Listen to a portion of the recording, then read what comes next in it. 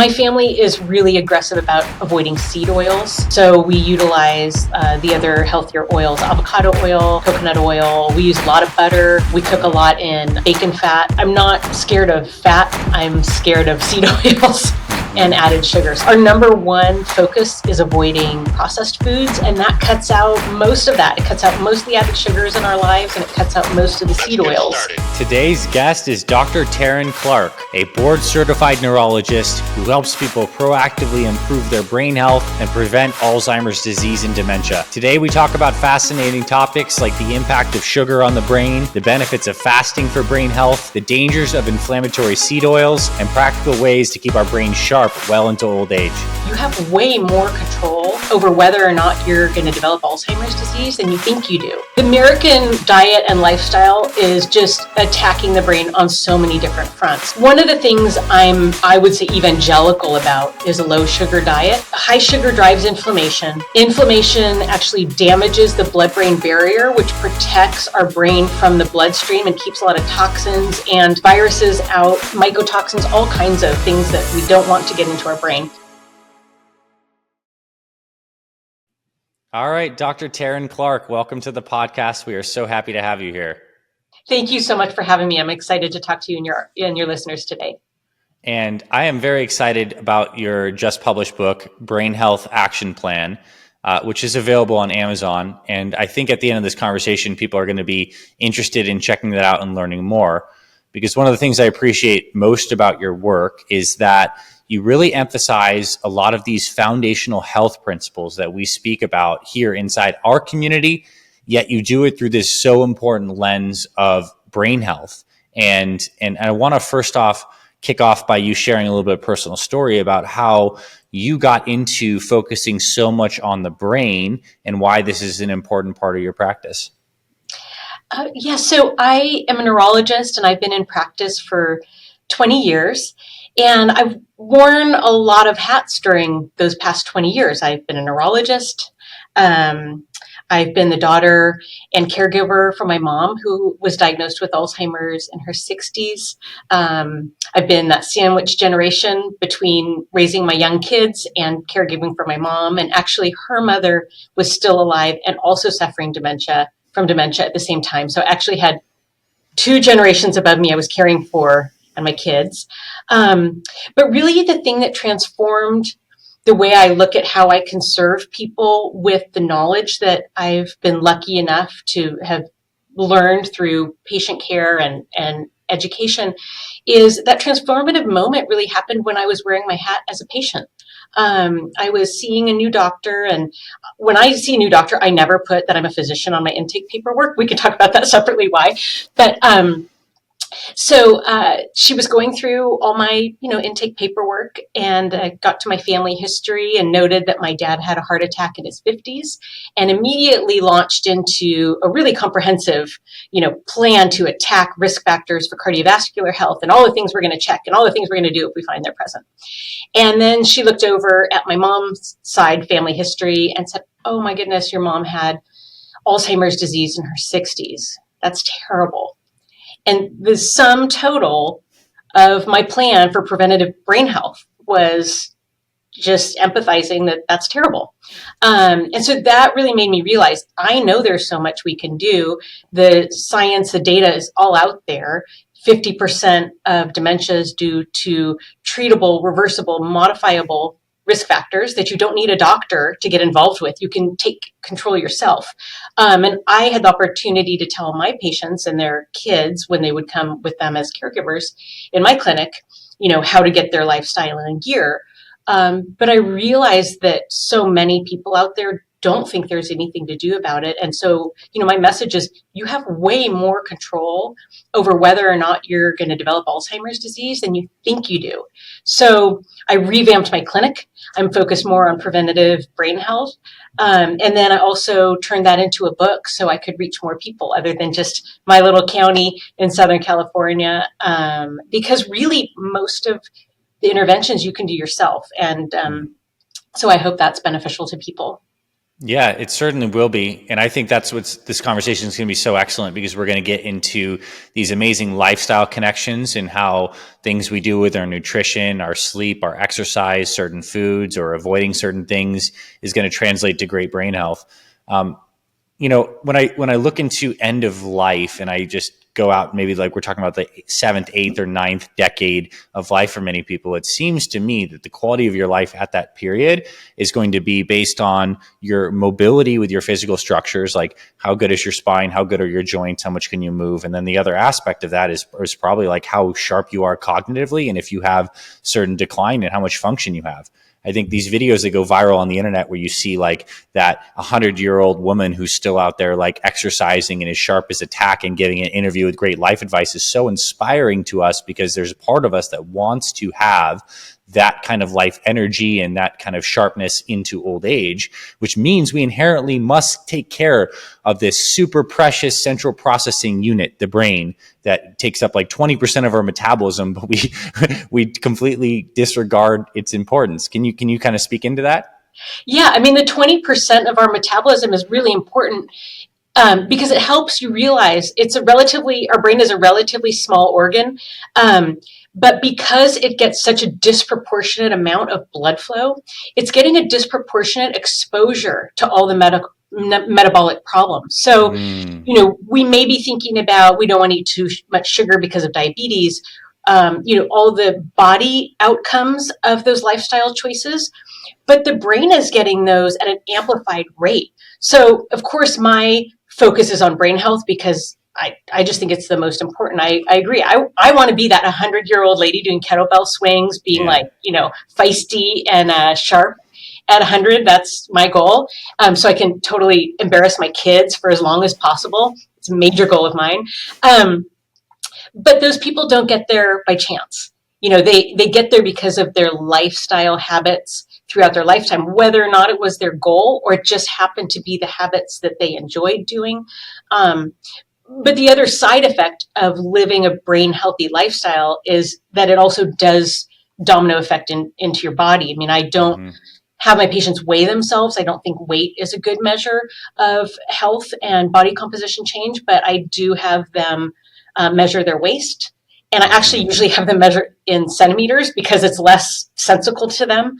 Yeah, Um, that's smart. yeah, I mean, that's why brain health suffers out of proportion to the rest of the body when we have excess toxins or lifestyle changes that aren't healthy. And I've heard it called like early onset dementia or just dementia in general that might be considered like type 3 diabetes or diabetes of the brain or something like that. And so it sounds like you're echoing this very similar idea that Yeah. elevated blood sugars, poor glycemic control, let alone like toxins from crap foods or whatever is basically just getting into the brain through all this amazing blood flow that it gets and wrecking it and causing all sorts of damages, maybe like cellular damage or plaque in some instances. So I guess let's talk about that a little bit more. Talk to us about from the vantage point of like the scary bad stuff, like what happens if we are kind of following the standard American way of living.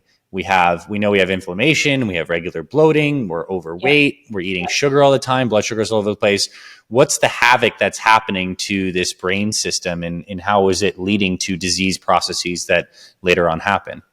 Well, the American diet and lifestyle is just attacking the brain on so many different fronts. So one of the things I would say evangelical about is a low sugar diet.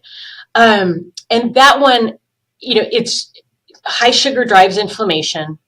Inflammation actually damages the blood brain barrier, which protects our brain from the bloodstream and keeps a lot of toxins and viruses out, mycotoxins, all kinds of things that we don't want to get into our brain.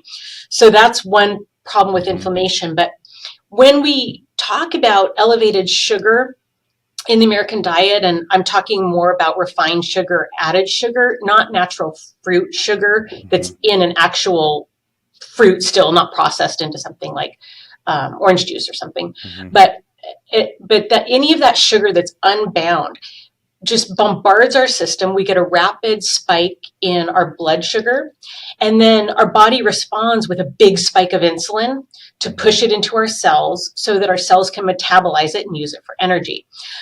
So one of the direct connections between those high spikes of sugar that we're seeing throughout the American diet, that's, a muffin for breakfast and then a cookie snack. And then, you're at the bank and they've got candies out and you're waiting in line, and, just this constant attack from sugar spikes, is that you're also getting insulin spikes throughout the day. Yeah.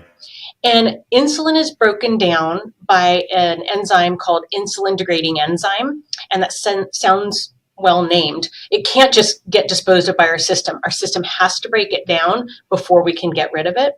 But the problem is, when scientists discovered that enzyme and named it, they didn't realize all of the functions that it served in the body. So another protein that it breaks down is a protein called amyloid. And so your listeners may be familiar with amyloid as one of the two major proteins that we find deposited in the brains of Alzheimer's victims when we do autopsy. So if you just getting spikes of insulin all day long, it has to compete with amyloid to get broken down. Wow. And actually, insulin wins because it's a slightly smaller molecule. The breakdown enzyme favors it. So it preferentially gets broken down, meaning that all the amyloid that needs to get broken down doesn't, and that can get deposited in your brain. So there's that direct connection, which I think is scary enough. For sure. On top of that, then you add that when we're constantly seeing insulin spikes, the cells get worn out. They can't take in all of the glucose.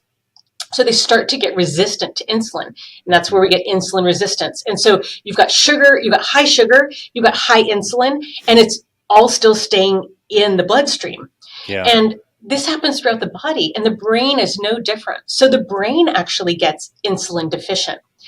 The big challenge with the brain is because it needs so much energy, and then it can't take in response to what it needs. So then you feel brain fog or fuzzy because you're not functioning on all cylinders. You're not getting the fuel you need.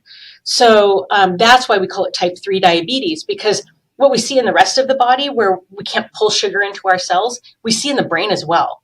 So, sugar, it's hard. People always ask, like, if you could counsel people to do one thing, I mean, I can't really pick one, but sugar's high on my list of first interventions because it's so effective.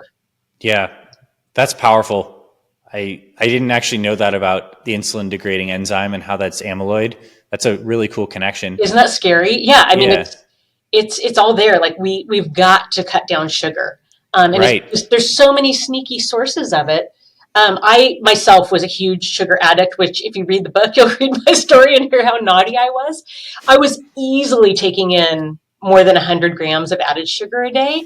And then I saw a great movie with my kids, because I'm that mom who took them to see Fed Up in the theaters. And it really opened my eyes to what sugar was doing and how prevalent it was. And I started looking, I'd never thought to look at my fancy coffee drinks that I was very addicted to. And I really woke up to sugar, and I got really aggressive with my dementia patients at the same time. And it's a really powerful intervention, even for people who already have memory loss. And that's kind of where we also get into the balance of, people may be thinking about like coconut oil, MCT oil for fueling the brain, because the brain can function on glucose, sugar, or it can function on ketone bodies. And so we can only use two fuels. So when we switch people over, get the sugar down, they can also use some of those ketone bodies, which can be beneficial for boosting brain function, especially in people who are already affected by memory disorders. That's great. Something I think about after having practiced healthy eating for decades now is I literally ask myself, like, I believe in discrete feedings, like we have a meal and we allow digestive process to happen, blood sugar to rise, insulin to act, and then we have this good long period of stasis in between meals where the system stays regulated. We're not just doing these micro spikes. I'm asking myself, do I really want to eat this right now to just dysregulate my sugar? And I think that's maybe an important way to think about things too, because it's not like carbs are bad for brain health, because we know that a food like blueberries, which, has sugar, where there's some degree of glucose rise in insulin, but it also is high in so many like polyphenols and protective compounds. So I'm kind of like taking a little micro stand here against the need for a strictly like zero carb, very, very strict ketogenic diet, if that word means like below 30 grams of carbs, but more we're looking for glucose regulation over the long haul with mixed fuels for the brain, ketones, and some healthy carbs. Do you take that stance, or are you more on the, hey, we need to be like very low carb? I'm more with you. There was a program that there was some research that came out in 2013 where there was a physician in California who had reversed memory disorders with a super like major lifestyle overhaul. And so my first instinct when I looked at that is it was 9 patients. And so I thought, okay, fantastic. When he redoes that study with 10,000 patients, then we'll see which intervention was so critically important and which one we should do. And then as the years went on, I realized, okay, it's not any one of the interventions, it's all of them. It's a holistic approach to mitigating these lifestyle risk factors. And I had some patients who came to me to try to do that program, that intense lifestyle program. And it was ketogenic diet, enough meditation and yoga that one of the patients in the study became a yoga instructor. It was so beyond what most people can do that the patients who we tried to do that, and they were motivated, they universally failed and they felt terrible about it. Their caregivers couldn't manage the amount of supplements, the diet. The patients weren't putting up with the ketogenic diet, and then they were rebounding. And as you know, if you cheat on the ketogenic diet, it's like so much worse than doing a moderate kind of diet. Right. So my approach with my patients has been much more moderate and something they can accomplish that will make a huge difference in brain health. And that is trying to get to the American Heart Association guidelines for added sugar, which is 36 grams a day for men and 26 grams a day for women. So we shoot for that. We look for hidden sources of sugar, and that's manageable and people can do it. And that amount of sugar will reverse insulin sensitivity, insulin resistance in most folks. So it will really undo most of the metabolic issues. And they can actually do it. And that's another reason I wrote this book. There are some books out there, they're so dramatic. Nobody can possibly embrace those lifestyle changes. And so they do nothing. And so I'd rather have people, start small, little tasks, build on them, and they really can change their whole lifestyle, but it can't happen overnight. And it can't happen starting out feeling deprived. So I take a moderate approach, and those, getting down to those guidelines makes a huge difference, because most Americans are eating 3-4 times that amount of added sugar. Yeah, but to go from that to zero, or to under 30 grams of carbs a day, it's just whacks out their system. They don't feel good and they're not going to do it. And then they're not getting out of their brain fog because they're in that, they're just not feeling good. It doesn't work. I like that. I like your approach to that. And that seems very, very doable. 30 grams of added sugar. I think most people listening to this podcast are probably doing less than that, for sure. So that's really cool and promising to know. And that's added sugar, like the stuff, if you looked on a box label that would say we have added these sugars into it, not necessarily like sugar that's coming from a piece of fruit or something you had. That's cool. Yeah. And I'm not suggesting that people should have 36 grams a day. I think that what I've seen happen with most of the people that are my patients or clients is, we aim towards those. They get rid of their daily mocha, or, they get rid of some of these big offenders. And once they get to that level, their palate has shifted towards more of a savory seeking palate. And so then they're not craving sweets, and they usually stay under that. For the most part, quite a bit under that added sugar recommendation. And then the days when you splurge because somebody's birthday, we just celebrated my mother-in-law's 90th birthday. I'm not going to sweat it that I had peach cobbler with ice cream. Because most of the week I'm so low on sugar, added sugar. And when you're insulin sensitive, your body probably handled that great. If we actually measured your glucose during that time, it probably just, you had a spike to 140 and you were back down to what you needed to be in like 90 minutes or maybe less. So that's fantastic. And also, I think you make a strong case in that, because this whole insulin sensitivity is huge for brain health, and why we exercise and why we should. Whole body blood flow, greater Right. insulin sensitivity. So speak into the exercise aspect of this. The exercise aspect is fantastic for insulin sensitivity, certainly, for mindset, certainly. The one thing I think, the way I think about it that keeps me motivated, I mean, I do Pilates most days, and Mm-hmm. I walk the dog every day. I don't necessarily do another walk, but I do have a desk job. And Mm-hmm. so I try to break that up, because really being sedentary lets your muscles go to sleep. Yeah. And so I, even in addition to doing Pilates or walking my dog in the morning, I do try to break up my sedentariness. And Mm-hmm. so I'll just in my office stand up and do some squats for maybe 30 Mm-hmm. seconds or a minute, just to wake up my body. And the way I Yeah. think about it is, you're familiar with myokines, which are Mm-hmm. muscle hormones that they release when they're exercised.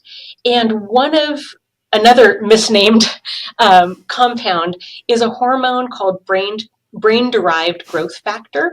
And Mm-hmm. it's not only derived from the brain, we also make it in our muscles. So when we contract our muscles strongly, we release these hormones, one of them being this brain derived growth factor that then goes to the brain and fosters the survival of the neurons we have, and fosters the Mm. growth of the new neurons that are trying to connect and make communication richer throughout the brain.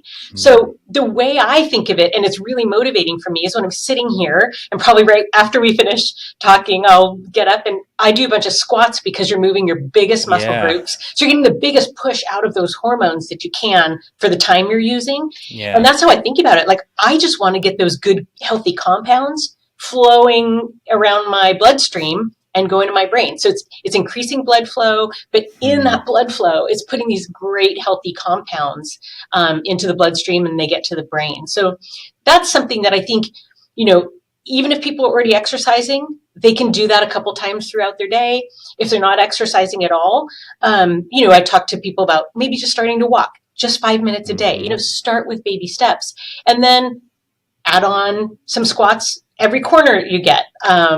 I'll do that sometimes, but sometimes we don't do that with the dog. Mm-hmm. And at first I thought, oh my goodness, my neighbors are going to think I'm a nut. And then I thought, no, well, maybe my neighbors will wonder why I'm doing it, and maybe I'll Yeah. inspire them, and they won't feel so embarrassed to do some calisthenics during their walk. Yeah. So I think when you realize just exactly chemically what's happening in the muscle, Yes. it's so motivating. So motivating. And that's exactly what I took from that. Is this is the power of listening to these types of conversations and getting information like this, because I can see like that I'm now more motivated to like move more throughout the day, knowing that the small investment of 30 squats once an hour is giving me, these hormonal benefits. That's phenomenal. And so just to kind of forecast where I want to go in the rest of this conversation, Yep. I want to dive specifically into foods, but we'll get Okay. there in a second. I want to talk about, different kinds of sweeteners that you like, brain healthy foods and stuff like that. But you talked about this idea of walking, Mm-hmm. and which I see is getting outside. And I know that has a big benefit far beyond just the fact that we're moving our muscles and we're breathing. I know it has this deep connection to light and circadian rhythm balance. And part Yes. of my hypothesis is that one of the reasons that we're having such decline in cognitive health is certainly we have the highest sugar intake we've had in human history, processed sugar, but we also have all this artificial light that is dysregulating the circadian rhythm. And people don't really realize that the eyes are an extension of the brain going right in and feeding in this potent signal that leads to the change in the neurochemistry, melatonin, serotonin signaling, etc. So please drive home for people this connection between light, circadian rhythm, long-term brain health, walking, blue light screens. Let's just get into this part of the conversation. Yeah. You're just preaching to the choir. I'm so glad that you talk about all those things. So, yes, I think that everybody should start their day with bright sunlight, at least 15 minutes. So, and combining that with a walk is an especially great way to get two birds with one stone. Mm-hmm. And I like kind of habit stacking, so that fits in there too. But we're trying to regulate our melatonin and cortisol cycles that have been really disturbed by the amount of blue light that we're getting. And so I guess to to just review, or if you have new listeners that haven't heard you talk about it before, what happens with light is this little gland behind our eyes wants to produce melatonin. It wants to produce it all the time, but we don't want to be sleepy all the time. And so what happens is when you have light hitting the back of your eye, the back of your eye is called your retina, then the retina sends a signal to that gland to not produce melatonin, saying, hey, it's daytime, we're not going to sleep now, so don't produce any of that compound. So what would have happened 100 years ago is the sun goes down, we're at home, and you have overhead lights, you have some lamps, but it's not this blue light that's hitting your retina in the same way. It's mostly overhead, and it used to be a different light frequency. And so your retina would no longer be sending that signal to say, hey, don't produce. And so your body starts producing that, and it builds up and gets to the highest levels in the first couple hours after you go to sleep. And what we've done with technology, which, just think of it as any type of screen. If you're looking at a television, if you're looking at an iPad or your telephone, your smartphone, you're getting direct blue light frequency, which is what stimulates your retina to say, hey, don't produce melatonin. So when we're looking at those screens, we're suppressing our melatonin that should be starting to naturally rise. So that's why you'll hear people talk about sleep hygiene, and we should break apart the last time we look at screens from bedtime by at least 2 hours to let that natural melatonin rise. And it seems like, well, maybe we're just pushing off that rise, and I really wake up at 3 a.m, so maybe that's when I want my big rise of melatonin. Okay, two things. It does push your melatonin peak to later in the night, which could seem like a good thing, but it never reaches the same peak volume it would have reached had you not had all that blue light screen stimulation. So you can get blue blocker glasses, and really the yellow amber ones are the only ones that work. The ones that are clear and say they're blue blockers aren't as effective. But it's also a kind, gracious thing to do with yourself to create a nighttime routine where you're really winding down and letting your brain settle. And especially if we're watching infotainment at night, which is any of the quote unquote news channels, it's just not very settling for our brains. So, if you take a bath or a shower at night and some tea and reading a book is different. You're not getting blue light reflected off the book. But that's really important. And then in the morning, you want to get that melatonin turned off and be sure your system is resetting by getting the bright light to your retina to say daytime, and really try to get yourself back in action. I actually also really like all the monitoring. Like I wear a little ring. I like that to track sleep and see really when we're getting up and if we're still getting effective sleep. I think one thing that I find a lot of my clients have anxiety about is that mid-morning wake up, like 2 or 3 in the morning, and they might be up for an hour and they might be worrying. And part of it is then they get mad at themselves that they're up. And here I'm talking about sleep. You have a detoxifying cleaning apparatus that happens in deep sleep where your brain cells actually dehydrate a little bit, so they shrink. And then the water areas around there, called cerebrospinal fluid, but it's basically water, they expand. And so there's an osmotic effect of pulling toxins out of those cells that were deposited in the brain. And again, one of them is amyloid. So we really want to be sure we're getting deep sleep. And so sometimes people, understand this detoxification process and the need for deep sleep, and then they're getting up at night and they get mad at themselves, and it's just really anxiety provoking. And one of the things I found personally and with quite a few of my patients is that when we actually started monitoring their sleep cycles, it was actually reassuring. They were getting adequate sleep despite being up for 45 minutes or an hour at night. So you get most of your deep sleep in the first half of the night. So they were getting adequate deep sleep to cleanse the brain before that nighttime wake up. And then you're getting most of your REM or dream related sleep in the second half of the night. But that's easier to get back to, even with micro awakenings or one big awakening. So most of them find they're getting adequate of that also. So I try to help my patients reframe how they look at that awakening and appreciate it as quiet time in the world. If they have a faith life, it's a great time to pray. It's a great time to meditate. I find personally that I have great clarity of thought and problem solving with things I've thought of the day before, been dealing with. A lot Yeah, of times at that time when the world is quiet, I have really a clear solution to something I was thinking about. So I've come to appreciate it, and not having the anxiety about it actually lets you get back to sleep so much better. for So sure. it is really important for brain health. But I think, the monitoring can actually ease people's anxiety often. Yeah. The new science is super clear. Mitochondria are essential for optimum health and longevity. See, mitochondria are the battery packs inside all of your cells that create ATP, giving you cellular energy. And as we age, our mitochondria become damaged and dysfunctional, leading to low energy, brain fog, fatigue, and slower recovery from exercise.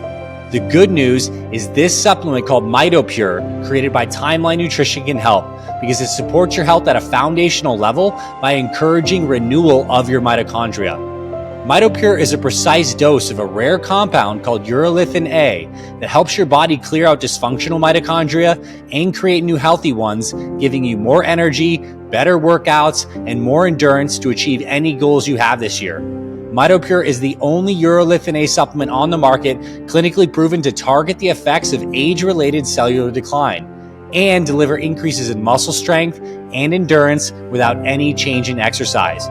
Timeline is offering 10% off your order of MitoPure. Go to timeline.com/FitFatherProject. That's TIMELINE.com/FitFatherProject to learn more.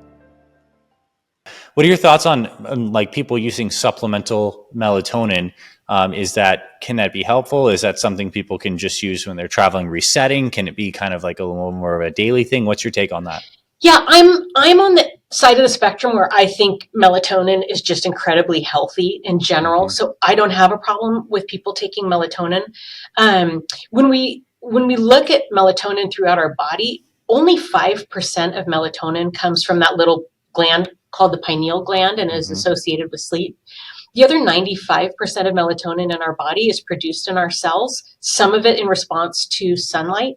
And Mm-hmm. it's a strong anti-inflammatory antioxidant Yeah. compound. It's involved in immune function. It's, in fact, in 2020, 2021, people who were addressing treating the immune system, trying to boost it, keep it healthy, or treating acute COVID, were Yep. With using melatonin. melatonin Yep. because of the immune health benefits. So Mm-hmm. I'm on the end of the spectrum where I think that supplementation's fine. Um, Not it starts at about 0.3 milligrams and goes up from there. But Mm-hmm. I haven't had patients have trouble with higher doses. Mm-hmm. I've not seen that in my practice. Of course, you have to speak with your physician anytime, or a Yeah. healthcare practitioner anytime you start a new supplement. But melatonin is one that's just healthy throughout the body, and it's another reason to get sunlight because sunlight Yeah. does stimulate our melatonin production. Yeah. And you get serotonin production from the sunlight, which can Yeah, be converted to melatonin. So it's a beautiful. And sunlight I'll is just so healthy. I mean, there it is a is, yeah. study from Sweden. I don't know if you've talked about on your podcast before about the smokers and the sunbathers. Mm-mm. There's a Swedish study where they took Swedish smokers who sunbathed and compared them to Swedish non-smokers who did not sunbathe. And the sunbathing smokers had more longevity than the non-sunbathing non-smokers. Yeah. So it's really interesting that sunbathing could potentially overcome a risk factor Yeah. for death as strong as smoking is. It's probably like the total amount of infrared, the UVB for the vitamin D. There's like a lot of buffer, and probably the neurochemistry changes from that. There's many mechanisms. That's cool. I love that. Yeah, I mean, I do red light therapy in my Mm-hmm. practice, and I have a lot of patients who go to sauna. But I think it's one of those things where we think like, wow, we're kind of taking nature, removing it from our lives, uh, producing it, repackaging it, and selling it back to people. So I would rather have Yeah. people, if they live in a climate that's conducive to it, get natural sunlight Yeah. at a baseline. It's kind of gyms are kind of the same way. Compared to Europe, they're doing like functional exercise all the time throughout their day. We're kind of like sitting at a desk and then paying somebody to sell us back our movement, but For sure. whatever. You got to do what you got to do. But Yeah. sunlight, I think, is really important, and it's been so vilified. I cannot believe the paranoia about getting reasonable exposure to sunlight. I'm Yeah. not telling people to go out and become a leather handbag, but For sure. it's okay to get some sunlight exposure. It It's is, and the healthy. light frequencies are different at different times of the day. Like that morning and like the sunrise sunset times are so nourishing. You get the infrared light, the UV Yes. light is lower, and quite frankly, we actually know this UVB light in the middle of the day that actually synthesizes vitamin D anyway. So you need some of that, Right. just not like we're not saying go out in the middle of the day and get roasted, but in the morning and the evening, I think it's wonderful for health on many levels, and also shifting the body into that parasympathetic tone, which I know from your book Yes. is key for long-term health. Now we're talking about the whole cortisol, stress, sympathetic tone Mm-hmm. aspect of it, which is going to influence the heart. It's going to influence the immune system. Like, Yeah. so let's talk about the role of stress and cortisol as that relates to, I guess, brain health. I think that'd be a cool connection to make here. Yeah, I mean, stress is pro-inflammatory. Um, really, when we're talking about brain health, we talk about the proteins that we see in the brain, but Mm-hmm. some of the strongest interventions that have been discovered have been when we dampen down inflammation. So probably inflammation is a bigger driver than those proteins, and there's actually a lot of study that suggests those proteins may be bystanders. They may be there to Mm, be trying to wall us off from wow. other insults. Um, so, I mean, I address them in the book because things that lower those improve brain health, but Yeah. it may not necessarily. They may be therefore dragged in for another reason, which is toxins bringing them in, and we Yeah. don't want to, bring in more than we have to, or more than our body is already trying to bring in of the amyloid stuff. So it's really inflammation that is that cortisol pathway, and the stress hormone cortisol is very pro-inflammatory. And one of the easiest ways that people can try to break that cycle is with breath work. And it doesn't have to be extensive breath work. It doesn't have to be with a coach. It can just be anytime you breathe into your abdomen, you're expanding the bottom parts of your lungs, and that's what stimulates your parasympathetic or rest and Mm-hmm. digest nervous system. If you think, like, if you just try to breathe just in the top of your lungs, just like, I mean, it's very unnatural, but you will make yourself feel anxious Yeah. because you're stimulating your sympathetic nervous Yeah. system. And I don't at least naturally think to breathe into my abdomen and really expand it out as much as I can.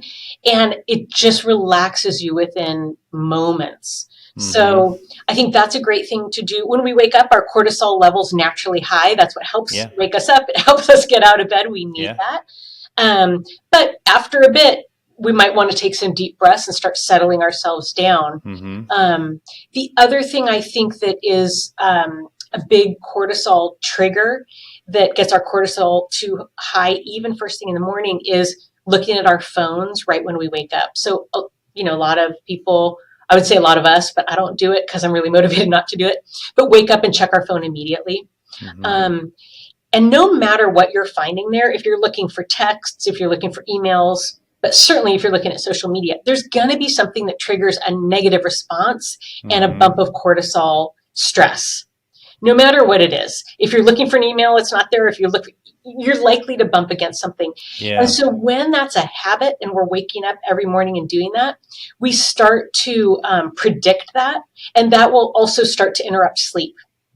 Mm-hmm. So that's something I think people can really do to curate their morning. I love watching the sun come up. I like walking when that happens. That's, kind of spiritual for me. Mm-hmm. Um, but curating your morning to be healthy. So, the sun's coming up, I'm getting that morning light. I have not looked at my phone. If people are looking at the phone, first go to half an hour. Don't look before half an hour after you wake up, and then go Mm-hmm. to an hour if you can. Really try to box that back into your work time. Yeah. It's not bringing joy or health in general. So, and I always tell myself, I'm just not that important. Nobody really needs me at 5:50 in the morning, so I can wait till I'm, really started my day. But I think addressing that, breathing, taking the stress activities out of your morning that aren't necessary is really beneficial. For sure. And just think of the cascade, that one habit alone, creating that space in the morning, changes your nervous system, changes your cortisol, keeps you proactive instead of reactive, which is going to influence all sorts of decisions later in the day. And it's like we're starting every single day, if we're doing, unfortunately, like glued to the phone, with on a negative pattern that like sets the tone for the day. So I think that one thing, if someone takes this one thing from the podcast and creates more boundaries in the morning, that could have such a phenomenal long-term impact on health. So I'm really glad you brought that up. I want to shift gears a little bit towards the back part of this conversation and ask you a little bit more about like the foods that you do for optimum brain health. Like, we see some lists online of like, these are the best brain healthy foods, you know, walnuts, blueberries, etc., salmon. Like, what do you believe are the important foods that you try to focus on, like brain, quote unquote, superfoods, for lack of a better term? And what does your kind of family nutrition look like? What do you counsel your patients to do? Oh, such a great question. So I really like healthy fats. So big parts of my diet are avocado, Mm-hmm. eggs. We eat Mm-hmm. a ton of really healthy eggs, Mm-hmm. from farmers directly. Mm-hmm. I also like raw milk, although a lot of people can't get that in their state. I mean, it's just so rich with nutrients. For a long time, I was against dairy because of the inflammatory nature of it, but it seems that raw dairy is a good answer to that, to Yeah. get all those nutrients without spiking inflammation as much, Mm-hmm. or really not at all with the raw products. Lot of protein, and for me it doesn't have to be lean protein with Mm-hmm. fat is fine. So a lot of red meat, not even as much chicken, but red meat and fish predominantly, Mm-hmm. and fatty fish as well, like tuna. um, and then my family is really aggressive about avoiding seed oils. Mm-hmm. So we utilize the other healthier oils, avocado oil, coconut oil. We use a lot of butter. We cook Mm-hmm. a lot in bacon fat. Um, so I'm not scared of fat. I'm scared of seed oils and Mm-hmm. added sugar. So I think, our number one focus is avoiding processed foods, and that cuts out most of that. It cuts out most of the added sugars in our lives, and it cuts out most of the seed oils. So that's really the focus of my diet. Lots of berries, Mm-hmm. and I'm trying to think what else. I do grow food in my backyard, so a lot of Nice. like clearly organic lettuces and And tomatoes is and that stuff peppers. you might use for like dinner, Yeah, incorporating dinners? yeah, Okay. yeah. We have like a hydroponic system. We don't have much dirt where there's sunlight, unfortunately, in Yeah. our backyard.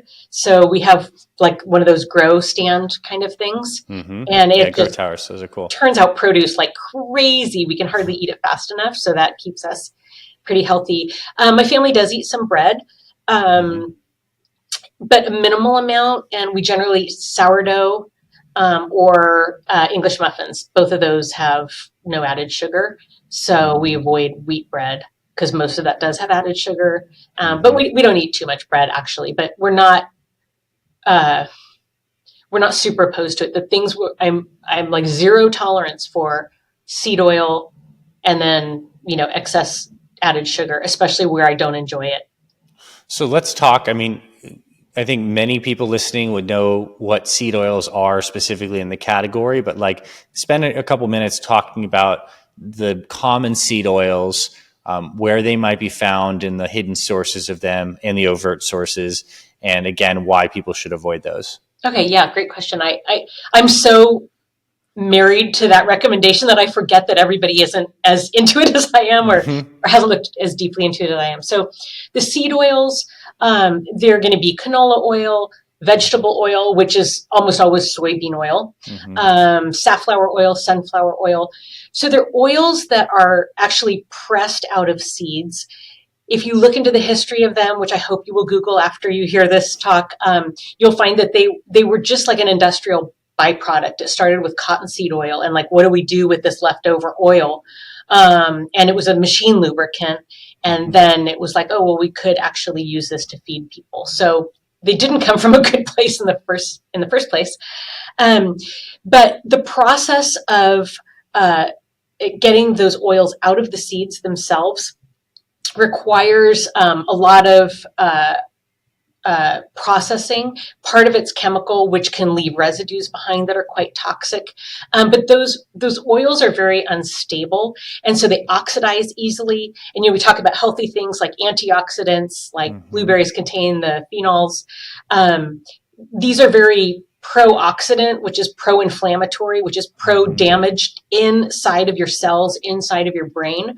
And what you may be, so I should also say, it sounds like, how are they different from things like avocado oil, coconut oil, olive oil? Those are pressed from the flesh of the fruit, so they don't require the amount of processing, and they're not as unstable. So that's how they differ. These seed oils are super cheap, so they're a major ingredient in almost every processed food. When you're reading labels, you'll find them everywhere. Things like mayonnaise, it's the top ingredient. It's really sad when you start looking. You just realize those are most in salad dressings, salad mayo. dressings. Yeah, even some of the like avocado foods. oil mayonnaise will still have half of it, or olive oil mayonnaise will still have seed oils in it.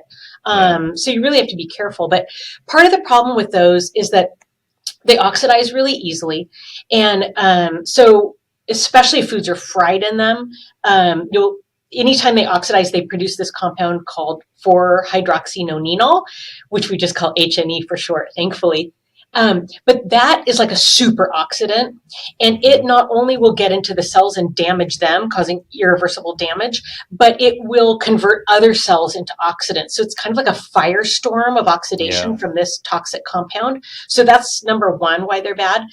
The other reason that they're bad is that they are full of omega-6 polyunsaturated fatty acids. And we think of omega-3 PUFAs, polyunsaturated fatty acids, as anti-inflammatory, and they are. But the omega-6 ones are pro-inflammatory. And we've very much gotten our natural balance of intake of these two different types of omegas out of balance. So before we discovered cottonseed oil as a machine lubricant, we had a ratio of omega-6s to 3s of about 2 to 1. And that's a ratio our body can handle without inflammation getting out of control. But since the advent of these and the massive consumption in our diet, we're up to a ratio of 15 to 1 of 6s to 3s. And our body can't handle that and prevent the inflammation that it causes. So that's a big problem. And so I don't want that to be taken as, okay, well, we should just be loading up on omega-3 fatty acids and take tons of supplements to balance the ratio.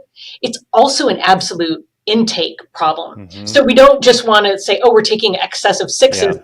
Let's just bump up our 3s. We've got to get the 6s down. So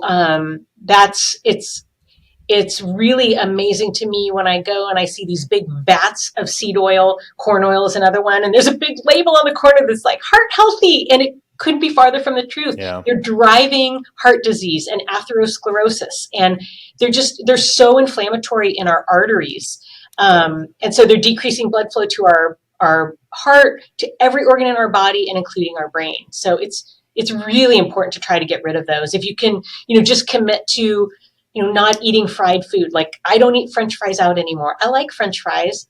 Maybe I'd have them once every 2 or 3 months. I just don't crave them anymore because I know how bad that vat is, because it gets heated up every day. It cools down every night, and it's used for 2 weeks. So the whole vat is just full of HNE that's going to get in the food. So that might sound crazy to people, and you might think I'm a wackadoodle because I almost never eat fries. But if you love fries, okay, cut down by 1 time a week. Cut down by 2 times a week. Get to only 1 time a week you have fried food out. That will make a difference in this volume of omega-6s. So any little change you make, you don't have to be as, committed to it as I am, but start moving towards that. It really will make a difference, because we just can't tolerate 70 years of these fatty acids building up in our system, because they also fill up in our fat cells. And then when we burn them out of our fat cells, our body generates that H&E. As part of that, it's just like a mini fryer. So, volume really matters here with these seed oils. So wherever you can cut it down, get rid of them at home. High heat, I generally recommend avocado oil for cooking, or coconut oil, or fats, butter. And then olive oil and avocado oil for dressings. Nice. Last question I have for you on the nutrition front is, what is your take on fasting and brain health? Like, it could be daily intermittent fasting, it could be deeper fast for 72 hours, maybe longer. Like, what's some of your take on the research? How does fasting go with long-term brain health? Great question. Fasting is fantastic for brain health. It's also fantastic for focus in the short term, which really is my measurement for any of these interventions. Since it's hard to know, like, okay, well, is my brain healthier? How do we know? You know, because you feel sharp and focused. And I think that fasting is one of the ones where you see that focus um, come to be the quickest in Yep. terms of all the interventions. So I wasn't really reliably fasting before I wrote the book. And writing the book made me think, no, I really need to embrace these things 100%. And it's wonderful. So I think that, everybody at least needs to get back to only eating in a 12-hour window and then not eating in a 12-hour window. Like, at a minimum, you don't need to talk to a doctor about that or a nutritionist.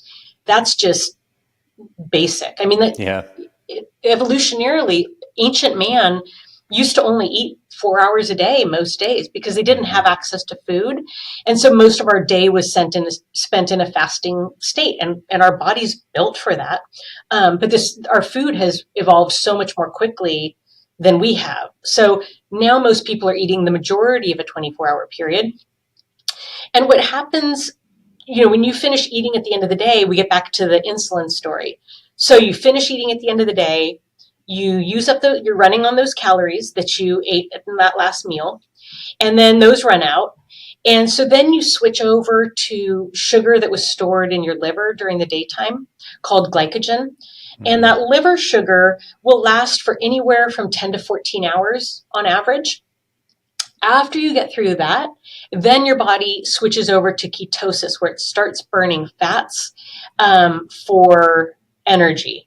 And so it's not till you get to that point that you're getting a break from insulin, because that other time the glycogen will still trigger an insulin response. So especially if you're trying to restore your insulin sensitivity, you really want to get to that ketosis bit before you start eating again, because we can run on ketones or sugar, but the minute your body has sugar to run on, it will switch over. It won't run on fat anymore. So, people can start with, if they don't think they can go more than the 12 hours, they can switch their breakfast to a completely carb-free breakfast, so they're not seeing any sugars. That's one way to do it. You could eat eggs, meat. So you would still be stretching out how long you're running on ketones before your body sees sugar again. But once people get to that 12-12, then maybe they push it to 13 hours between last calories of the night and first calories of the morning. They'll find success pushing back later. I mean, we've all had that experience where we had a busy day and it's 2 o'clock in the afternoon and we realized we never had breakfast or lunch, and oh my goodness, I wasn't even hungry. Compared to waking up and having toast early, you're hungry an hour later, right? There's no way you can make it to 2 on a piece of toast. So fasting is really important for restoring that glucose sensitivity, for giving your brain a break from running on sugar.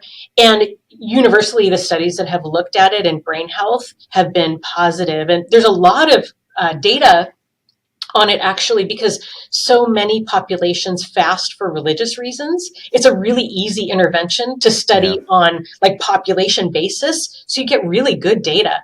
You're not asking people to enroll and seeing if they're cheating. You can really study hundreds of thousands of people at a time.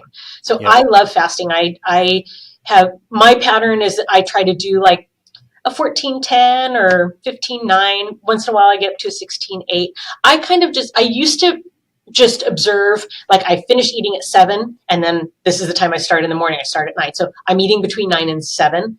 Now I'm more flexible because with summer we're eating sometimes later, which I wish we weren't, but it just happens that way, that I just kind of note when I stop eating. And then I set like, okay, so I'm not going to eat till 11 tomorrow. I'm not going to eat till noon tomorrow. Or a lot of times, like, I'm not going to eat till 10 tomorrow. But then 10 comes and I'm not hungry. Or I feel empty stomach feeling and I have water. I have black coffee during my fasting. I have tea that's unsweetened. And water usually gets rid of that feeling. And the brain focus is phenomenal in that fasting window and beyond. So I would encourage people to embrace that. It sounds like so much deprivation, and it really is so much. I think it's easier to change your eating window than what you eat, actually. For sure. And you are preaching to the choir, thankfully. Yeah. Most people who are on our programs are doing intermittent fasting in some way, shape, or form. And if they do have breakfast, they're having a low carb breakfast as well. So that's good emphasis points there. And I found this super informative. It's there, and like I'll just say this is really fun for me to learn some new stuff from you that enhances my knowledge and motivation. So I'm appreciative of that personally. And I know that a lot of people have a greater understanding of how like all these body systems interface with brain health and then a long, healthy life. And obviously this is just like a 1 hour conversation, tip of the iceberg. You have your book, Brain Health Action Plan. Please tell people where they can find that and how they can connect with you more deeply and how you help and serve people. Yeah, thank you so much. So yes, the book is on Amazon. It's also on barnesandnoble.com and walmart.com. My website is brainhealthactionplan.com, and I have a mailing list if they want to keep up to date with little tips and pearls that I will send out. And I appreciate the opportunity to talk with your listeners, and I appreciate what you do, because I think we're the same. Like when you feel good, you want everybody to feel good. You want everybody to feel healthy and empowered. So I really appreciate that opportunity. And if your readers do read the book and enjoy it, please leave me a review. It really makes a difference on Amazon, feeding their algorithm. So I would sure appreciate that. Thank you so much, Dr. Teryn Clarke. We'll talk to you soon. Thank you. Hey there, my friend. Thank you so much for tuning in to this week's episode of the Fit Mother Project podcast. If you love what you heard, I have a favor to ask you. Please consider taking 60 seconds right now to leave us a rating and review on our podcast. Leaving us a review is super quick. It only takes a minute, and it's so helpful to us as it really boosts this podcast to reach more people who need this information and this message. If you're listening on Apple Podcast, you can leave us a star rating and review. If you're watching on YouTube, you can hit the like button and leave us a comment. Overall, I truly appreciate you being with us here on the podcast. On behalf of me and my entire Fit Mother Project team, we truly feel honored and grateful to support you and your family on your journey to fantastic health. I thank you for your support of this podcast and of this mission. Also, if you're interested in joining our complete Fit Mother program and becoming an official member of our community, you can visit our website, fitmotherproject.com. And on the Fit Mother site, you'll be able to see our complete Fit Mother program, along with our online store with the best supplements designed for busy moms. And you'll also find a ton of free resources like recipes, workouts, meal plans, and more. God bless you and your family. This is Dr. Anthony Balduzzi signing off. I'll catch you on the next episodes of the Fit Mother Project podcast.